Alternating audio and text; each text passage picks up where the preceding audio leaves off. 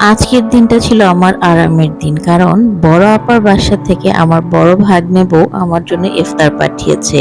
ইফতারে ছিল বিরিয়ানি, কাবাব, আবার ভোর রাতের জন্য শিং মাছের তরকারি, মাসকলাইয়ের ডাল দিয়ে মাছের মাথা দিয়ে রান্না, সাথে ছিল কাঁচা কাঁঠালের এঁচড়।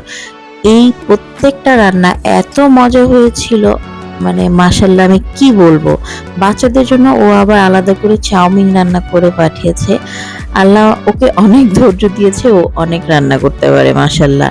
আর ওই দিনকার বিরিয়ানিটা ছিল অনেক মজা। ইফতারে আমি যে কি মজা করে খেয়েছি, মন পেট দুটোই আমার একদম ভরে গিয়েছে।